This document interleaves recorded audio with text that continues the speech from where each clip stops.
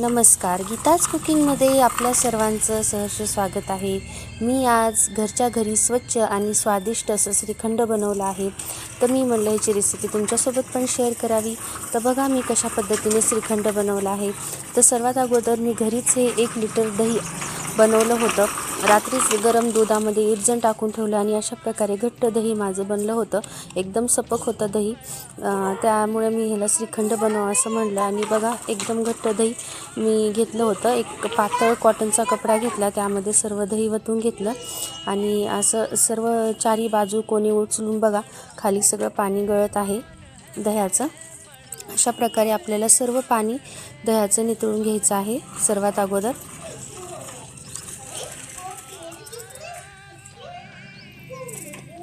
आणि दह्याचं पाणी नितळण्यासाठी सर्व बाजू घेऊन त्याची गाठ मारून ठेवा।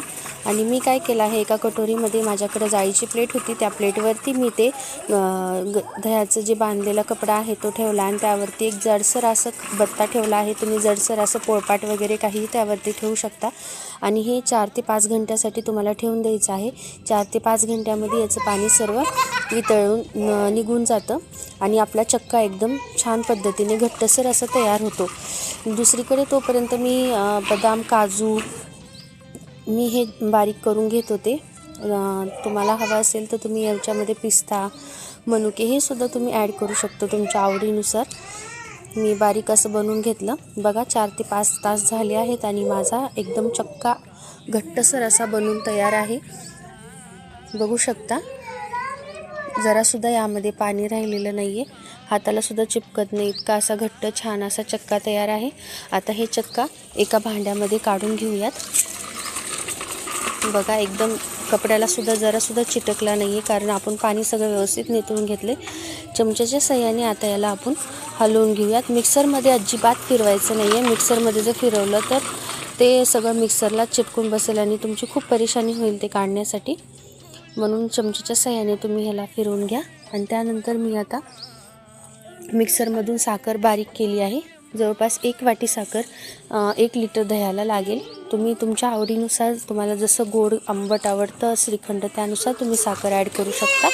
आणि पिठी साखर मी ॲड केली आहे। पिठी साखर चांगली ॲड करून होईल तेवढं हलवण्याचा प्रयत्न करा। जेवढं छान हलवताल तेवढं एकदम फेसी असं आपलं श्रीखंड बनेल।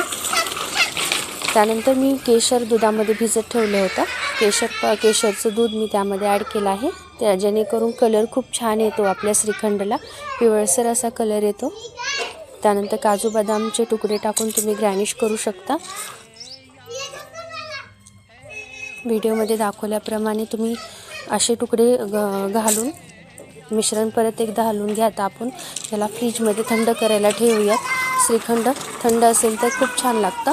मग मी आता ह्याला कटोऱ्यामध्ये काढून घेते आणि फ्रीजमध्ये ठेवण्यासाठी थोडं वरून मी केसर टाकलं आहे।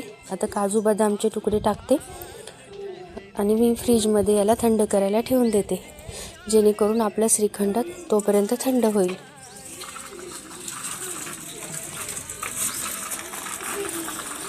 श्रीखंडसोबत तुम्ही चपातीसुद्धा खाऊ शकता। मी पुऱ्या बनवल्या होत्या, गव्हाच्या पिठाच्या पुऱ्या आहेत ह्या। मी गव्हाच्या पिठाच्या पुऱ्या बनवून घेतल्या आणि श्रीखंड आणि पुरी असा हा माझा पाडव्याचा बेत होता। तुम्ही अशा प्रकारे रेसिपी बनवू शकता। आणि माझं चॅनल आवडलं असेल तर माझ्या चॅनलला सबस्क्राईब करायला अजिबात विसरू नका। अशा प्रकारे मी पाडव्याची ताट बनवलं होतं। श्रीखंड आवडला असेल तर लाईक करा, कमेंट करा। Thank you for my watching video.